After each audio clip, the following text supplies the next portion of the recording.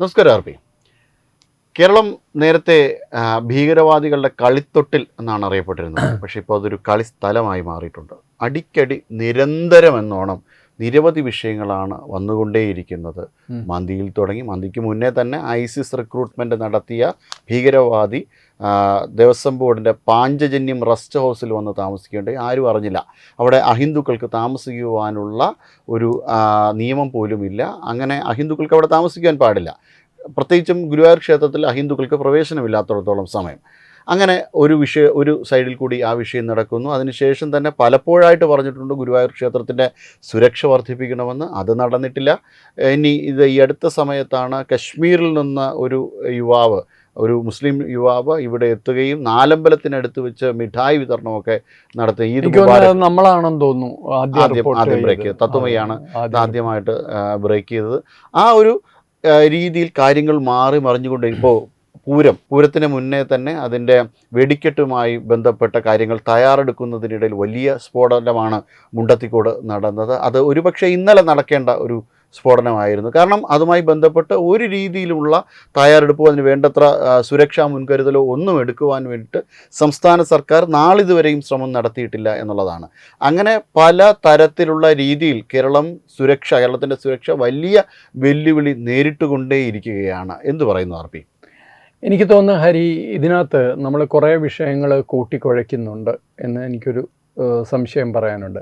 അതായത് ഇപ്പോൾ തൃശ്ശൂർ പൂരത്തിൻ്റെ കാര്യത്തിൽ ശരിക്കും അതൊരു സ്ഫോടനം ഉണ്ടാക്കാനുള്ള ശ്രമം ഉണ്ടോ എന്ന് ചോദിച്ചു കഴിഞ്ഞാൽ നമുക്കറിയില്ല. അത് അന്വേഷിക്കേണ്ടതാണ്, തീർച്ചയായിട്ടും അന്വേഷിക്കണം. കാരണം റാഷിദ് അബ്ദുള്ളയെ കേരളത്തിൽ പലരും ഇപ്പോൾ മറന്നുപോയിട്ടുണ്ട്. അങ്ങനെ ഒരാളെ കുറിച്ച് ഡിസ്കസ് ചെയ്യാൻ പോലും ഇവിടുത്തെ മാധ്യമങ്ങൾ തയ്യാറല്ല. അയാളാണ് IS പോയ ആ വലിയ കൂട്ടത്തിൻ്റെ നേതാവായിട്ട് ഇവിടെ നിന്ന് പോയതാണ് അല്ലേ. പടന്ന എന്ന് പറഞ്ഞ സ്ഥലത്തു നിന്ന് സൗദി വഴി IS റിക്രൂട്ട്മെൻറ്റിലേക്ക് ചെന്ന് കയറിക്കൊടുത്ത് അവസാനം അമേരിക്കക്കാരൻ്റെ വെടികൊണ്ട് ചത്തുപോയ ആളാണ്. അയാളുടെ ഭാര്യയുമൊക്കെ ഇപ്പോഴും അവിടെ തന്നെയുണ്ട്, ISലുണ്ട്. അപ്പോൾ അയാളുടെ ഒരു ഓഡിയോ ക്ലിപ്പ് വളരെ വൈറലായിരുന്നു. അയാൾ ആ ക്ലിപ്പിൽ വളരെ കൃത്യമായിട്ട് പറയുന്നത്, നിങ്ങൾ നാട്ടിലുള്ള ചെറുപ്പക്കാരോട് പറയാണ്, അവർക്ക് ഭീകരതയോടുള്ള ഹിന്ദു വിരോധത്തോടുള്ള അവരുടെ ഒരു സർട്ടിഫിക്കറ്റ് തെളിയിക്കാൻ വേണ്ടിയിട്ട് നിങ്ങൾ എന്തുകൊണ്ട് മറ്റു പലയിടത്തും നടക്കുന്ന പോലെ ഇവിടെ ലോറി ഇടിച്ച് കയറ്റുന്നില്ല, സ്ഫോടക വസ്തുക്കളുമായിട്ട് പൂരത്തിൻ്റെ കാര്യം അയാൾ എടുത്തു പറയുന്നുണ്ട്, പൂരത്തിലേക്ക് വണ്ടി ഇടിച്ച് കയറ്റുന്നില്ല എന്നൊക്കെ ചോദിക്കുന്നുണ്ട്. അതുകൊണ്ടായിരിക്കാം ചിലപ്പോൾ നമുക്ക് ഈ ഒരു വിഷയത്തിൽ ഇത്ര വലിയ സംശയം വരുന്നത്. പക്ഷേ വേറൊരു കാര്യം അതിനകത്ത് ഉണ്ട്. പൂരത്തിൽ നടന്നത് മറ്റു ചിലതും ആവാൻ സാധ്യതയുണ്ട്. ഈ പറഞ്ഞ പോലെ മാധ്യമപ്രവർത്തകരുടെ സംഘം അവിടെ സന്ദർശിച്ചു എന്ന് പറയുന്നുണ്ട്. അതുകൂടാതെ അവരുടെ ഒരു അശ്രദ്ധയും അതിനകത്ത് ഒരു കാരണമാകാം. കാരണം ഇങ്ങനെയൊന്നും അല്ലല്ലോ ഇതൊന്നും കൈകാര്യം ചെയ്യുന്നത് അല്ലേ. ഇപ്പോൾ പട്ടാളം പോലും ഇങ്ങനെ സ്ഫോടക വസ്തുക്കൾ കൈകാര്യം ചെയ്യത്തില്ല. അവിടെ മാധ്യമപ്രവർത്തകർ പോയാൽ 2 കിലോമീറ്റർ ദൂരെ നിന്നുകൊണ്ട് മാത്രമേ അവർക്ക് ഇത് കാണാനും കേൾക്കാനും റിപ്പോർട്ട് ചെയ്യാനും സാധിക്കുകയുള്ളൂ. എന്തിനാണ് ഇതൊക്കെ അനുവദിക്കുന്നത്?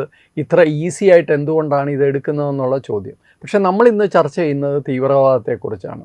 ഭീകരവാദത്തിൻ്റെ കാര്യത്തിൽ ഇപ്പോൾ ഇതുപോലെയുള്ള മന്തി വിഷയമായാലും പൂരം വിഷയമായാലും ഇത് കേരളത്തിൽ ആരെങ്കിലും മനഃപൂർവ്വം ചെയ്യുന്നതാണെങ്കിൽ, മന്തി വിഷയത്തിൽ എനിക്ക് ഉറപ്പുണ്ട് ഇത് കേരളത്തിൽ മനഃപൂർവ്വം ചെയ്തതാണ്. കാരണം ഒരിടത്ത് മാത്രം സംഭവിച്ച ഒരബദ്ധമൊന്നുമല്ല. അത് കേരളത്തിൽ കലാപം ഉണ്ടാക്കാൻ വേണ്ടി തന്നെയാണ്, സാമുദായിക സ്പർദ്ധ ഉണ്ടാക്കാൻ വേണ്ടി ആരോ ഗൂഢാലോചന നടത്തുന്നതാണ് എന്നുള്ള കാര്യത്തിൽ യാതൊരു സംശയമില്ല. പക്ഷേ ഭീകരരുടെ നുഴഞ്ഞുകയറ്റം, ഭീകര പ്രവർത്തനം കേരളത്തിൽ നടക്കുന്നത്, അതാണ് ഇതിനേക്കാൾ മറുവശത്ത് കുറച്ചുകൂടി നമ്മൾ ശ്രദ്ധിക്കേണ്ടത്, പക്ഷേ ആരും ശ്രദ്ധിക്കാത്തത്. ഇവിടുത്തെ മാധ്യമങ്ങൾ ആ വിഷയം ചർച്ച ചെയ്യാൻ പോലും ഇഷ്ടപ്പെടുന്നില്ല. ഇവിടുത്തെ പോലീസിന് അതുമായി ബന്ധപ്പെട്ട് കാര്യമായ റെക്കോർഡോ വിവരങ്ങളോ ഇല്ല. അപ്പോൾ രണ്ടർത്ഥത്തിൽ നോക്കിയാലും 2 തരം ഭീഷണിയാണ്. ഇത് രണ്ടും കൂടെ കൂട്ടിക്കുഴയ്ക്കരുത് എന്ന് ഞാൻ പറയാൻ കാരണം, എല്ലാം കൂടി കൂട്ടിക്കുഴച്ചാൽ ഒന്നും കിട്ടില്ല എന്നുള്ളതാണ്. അതുതന്നെയാണ് ഇവർ ഉദ്ദേശിക്കുന്നത്. ഒരു ഡൈവേർഷൻ ടാക്ടിക്സ് ആണ്. ഒരു വശത്ത് മന്തിയെക്കുറിച്ചൊരു വിവാദം ഉണ്ടാക്കുക, അല്ലെങ്കിൽ പൂരത്തെക്കുറിച്ചൊരു വിവാദം ഉണ്ടാക്കുക, അതിൻ്റെ പുറകെ എല്ലാവരും കൂടെ പോകുമ്പോൾ മറുവശത്ത് യഥാർത്ഥ പണി വേറെ നടക്കുന്നുണ്ട്. അപ്പോൾ അത് ആരും ചർച്ച ചെയ്യാതിരിക്കുന്നു. അതാണ് ഇതിനകത്തെ വിഷയം. മുൻ റോ ഉദ്യോഗസ്ഥൻ കൂടിയായ അങ്ങേക്ക് ഇതിനെക്കുറിച്ച് കുറച്ചും കൂടെ കാര്യമായി വിവരങ്ങൾ പ്രേക്ഷകർക്ക് മുന്നിൽ പറയാൻ പറ്റും. കാരണം ഈ ഒരു മേഖല, ഈ സുരക്ഷയുടെ കാര്യത്തിൽ കേരളം കുറച്ച് നാളുകൊണ്ട് വലിയ വിട്ടുവീഴ്ചകൾ ചെയ്തു കൊടുത്തുകൊണ്ടിരിക്കുന്നു. ഇനി അതൊരു അപ്പീസ്മെൻറ്റ് പൊളിറ്റിക്സിൻ്റെ ഭാഗമായിട്ടാണോ എന്ന് പോലും അറിയില്ല. കാരണം ചില കാര്യങ്ങൾ തുറന്ന് പറയുവാനും തുറന്ന് സമ്മതിക്കുവാനും കേരളത്തിന് മടിയാകാൻ തുടങ്ങിയിട്ട് കുറച്ചധികം നാളുകളായി. ഞാൻ ഇതിനകത്ത് 2-3 കാര്യങ്ങൾ വളരെ ചുരുക്കത്തിൽ ഒന്ന് പറയാം. കേരളം നേരിടുന്ന ഏറ്റവും സുരക്ഷാ ഭീഷണികൾ അത് ഒന്നല്ല, ഒന്നിൽ കൂടുതലുണ്ട്. നമ്മൾ ആര് അത് ചർച്ച ചെയ്യുന്നുണ്ട്? ഏത് മാധ്യമങ്ങൾ ആ വിഷയം ചർച്ച ചെയ്യുന്നുണ്ട്? നമ്മളിങ്ങനെ ഇടയ്ക്കിടയ്ക്ക് ഇങ്ങനെ ഈ കാര്യം പറഞ്ഞുകൊണ്ടിരിക്കുന്നതല്ലാതെ ഇതൊരു ചർച്ചാ വിഷയമാക്കി എടുക്കാത്ത കുറേ വിഷയങ്ങളുണ്ട്. ഒന്ന് കേരളത്തിൻ്റെ കോസ്റ്റൽ സെക്യൂരിറ്റിയാണ്. കേരളത്തിന് ഇത്രയും നീളത്തിൽ തീരദേശമുണ്ട്. ഈ തീരദേശം വഴി പലപ്പോഴും പലയിടത്തും പലതും നടക്കുന്നുണ്ട്, നമുക്കിപ്പോഴും അറിഞ്ഞുകൂടാ. പണ്ട് കണ്ടെയ്നർ വന്നിട്ടുണ്ട് എന്നുള്ളത് ഏതാണ്ട് ഇപ്പോൾ എല്ലാവരും അംഗീകരിക്കുന്ന സത്യമാണ്. പക്ഷേ കണ്ടെയ്നർ ഈ കള്ളനോട്ടാണ് വന്നതെന്ന് പറയുന്നു. പക്ഷേ കള്ളനോട്ട് മാത്രമാണോ കേരളത്തിലെ തീരത്തെത്തുന്നത്?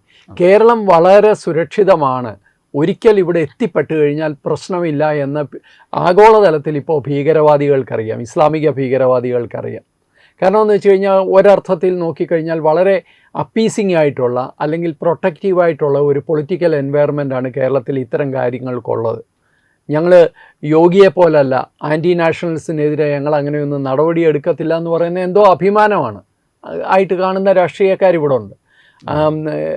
ആൾക്കാരുടെ തല വെട്ടണം, കൈ വെട്ടണം എന്നൊക്കെ പറയുന്നവൻ്റെ അപ്പുറവും ഇപ്പുറവും ഇരുന്ന് ചിരിച്ച് രാഷ്ട്രീയ യോഗത്തിൽ പങ്കെടുത്ത നേതാക്കന്മാരിവിടെ ഉണ്ട്.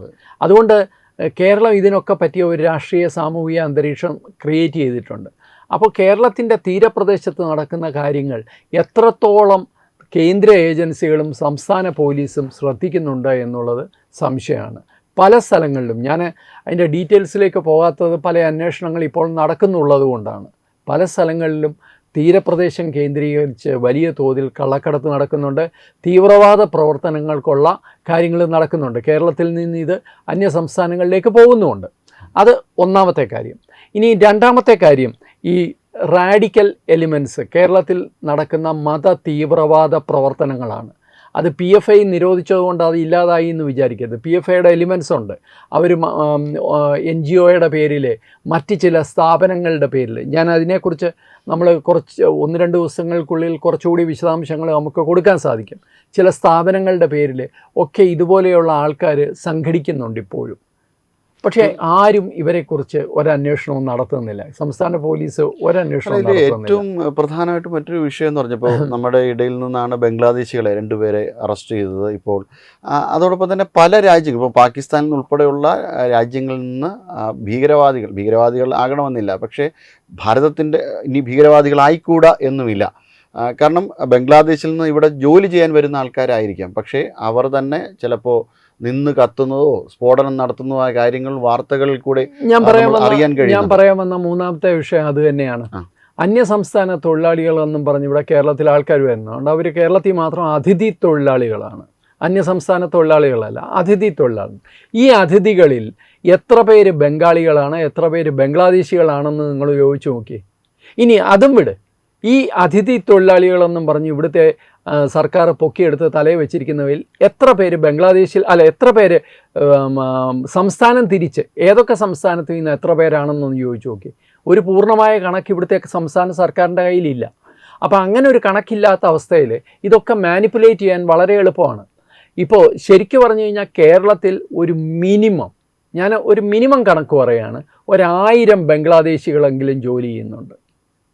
കേന്ദ്ര ഏജൻസിയുടെ കണക്കനുസരിച്ച് കേരളത്തിൽ ജോലി ചെയ്യുന്ന അന്യസംസ്ഥാന തൊഴിലാളികളിൽ 3% ബംഗ്ലാദേശികളാണെന്നാണ് പറയുന്നത്.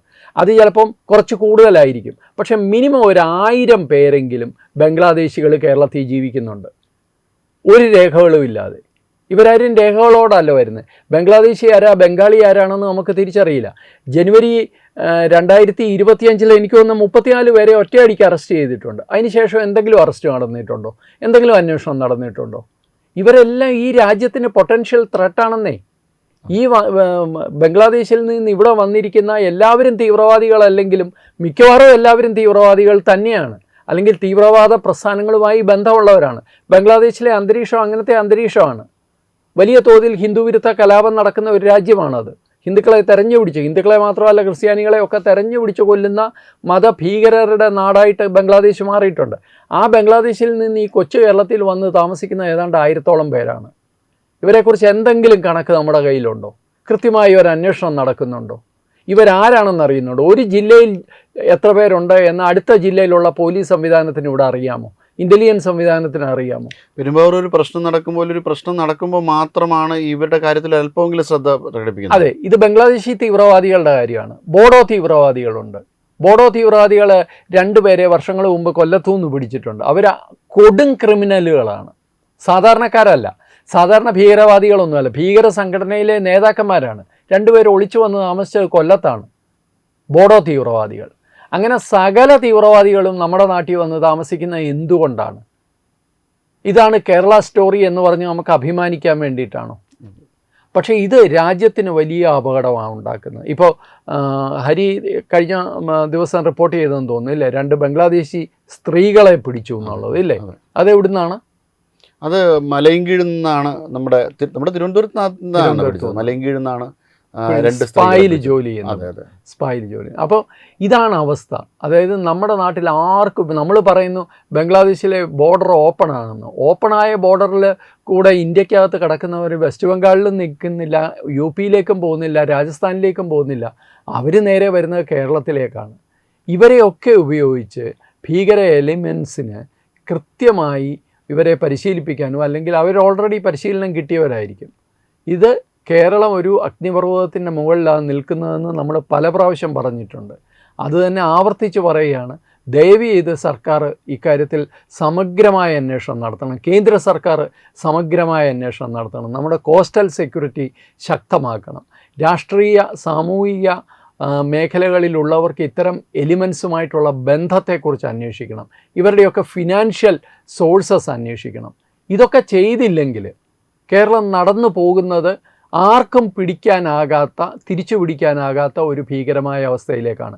കേരളത്തിൽ എന്തെങ്കിലും ഒരു കലാപം ഉണ്ടായാൽ നമ്മൾ ഇന്ന് കാണിക്കുന്ന ഈ ഒരു ലാക്സിറ്റി എന്ന് നമ്മൾ പറയുന്നത് അലംഭാവത്തിൻ്റെ ഫലമായിരിക്കും എന്നുള്ള കാര്യത്തിലും യാതൊരു സംശയവും. ഒരു ഡേറ്റയെ സംബന്ധിച്ച് വ്യക്തതയൊന്നുമില്ല. ഡേറ്റ ഇല്ല സർ. ഡേറ്റ എവിടാണ്? അതായത് ഇവിടെ വന്നിരിക്കുന്ന അന്യസംസ്ഥാന തൊഴിലാളികൾ ഏതൊക്കെ സംസ്ഥാനത്തു നിന്നാണെന്ന് തരംതിരിച്ച് ഉള്ള ഡേറ്റ, അത് കറക്റ്റ് ഡേറ്റയാണോ? അത് പൂർണ്ണമായ ഡേറ്റയാണോ? ആണെന്ന് ആർക്കും പറയാൻ പറ്റില്ല. പിന്നല്ലേ ബംഗ്ലാദേശികളെയും ബംഗാളികളെയും തമ്മിൽ തിരിച്ചറിയാൻ പറ്റുമോ? 2 പേരും സംസാരിക്കുന്നത് ബംഗാളി ഭാഷയാണ്. ആക്സൻറ്റിൽ മാത്രമേ വ്യത്യാസമുള്ളൂ. അത് അവർക്കേ അറിയാൻ പറ്റുള്ളൂ, കേരളത്തിൽ ഇരിക്കുന്നവർക്ക് അറിയാൻ പറ്റില്ല. പക്ഷേ സർക്കാരിന് അന്വേഷിക്കാമല്ലോ. ഏതെങ്കിലും വ്യാജ ID കാർഡ് കൊണ്ടുകൊടുത്താൽ തന്നെ വിവാഹം വരെ നടത്തി കൊടുക്കുന്നത്, സംസ്ഥാന തലത്തിൽ നിന്ന് തന്നെ വിവാഹം നടത്തി കൊടുക്കുന്ന ഇത് ആരെ തോപ്പിക്കാനാണ്? ഇത് സംഘപരിവാറിനെതിരെ ചെയ്യാൻ പറ്റുന്ന എന്തെങ്കിലും ഒന്ന് ചെയ്യാമെന്ന് കരുതി ചെയ്യുന്നതാണ്. പക്ഷേ ഇത് സംഘപരിവാറിനെ ഒന്നും അല്ല ബാധിക്കുന്നത്. ഈ രാജ്യത്തെയും നമ്മുടെ സംസ്ഥാനത്തെ പ്രത്യേകിച്ചും ഇത് ബാധിക്കാൻ പോവുകയാണ്. ഭീകരമായ അവസ്ഥയിലേക്കാണ് നമ്മൾ നടന്നു നീങ്ങുന്നത്. ഇതാർക്കും മനസ്സിലാവാത്തതാണ് ഇപ്പോഴും അത്ഭുതമായിട്ട് തുടരുന്നത്. നമസ്കാരം. വിട്ടുവീഴ്ചയില്ലാത്ത നിലപാടുകളുമായി ദേശീയതയുടെയും സമാജത്തിൻ്റെയും ശാക്തീകരണത്തിനു വേണ്ടി തത്വമയിയുടെ ജൈത്രയാത്ര തുടരുകയാണ്. യൂട്യൂബിൽ മാത്രം തത്വമയിക്ക് 10 ലക്ഷം സബ്സ്ക്രൈബേഴ്സിലേക്ക് എത്താൻ ഏതാനും ചുവടുകൾ മാത്രമാണ് ബാക്കി. മറ്റ് സോഷ്യൽ മീഡിയ പ്ലാറ്റ്ഫോമുകളിലും തത്വമയിയുടെ നിറസാന്നിധ്യം തുടരുകയാണ്. ഈ അവസരത്തിൽ ഞങ്ങൾക്ക് നിങ്ങളോടുള്ള അഭ്യർത്ഥന ഞങ്ങളോടൊപ്പം നിൽക്കുക എന്നുള്ളതാണ്. നിങ്ങൾ ഉപയോഗിക്കുന്ന ഏത് സോഷ്യൽ മീഡിയ പ്ലാറ്റ്ഫോം ആണെങ്കിലും ഞങ്ങളുടെ വരിക്കാരാകുക, ഞങ്ങളെ സബ്സ്ക്രൈബ് ചെയ്യുക, നിങ്ങളുടെ സുഹൃത്തുക്കളിലേക്ക് തത്വമയിയുടെ ഈ സന്ദേശം പ്രചരിപ്പിക്കുക. ഞങ്ങളോടൊപ്പം നിൽക്കൂ, രാഷ്ട്രത്തോടൊപ്പം നിൽക്കൂ, ദേശീയതയ്ക്കൊപ്പം സഞ്ചരിക്കൂ.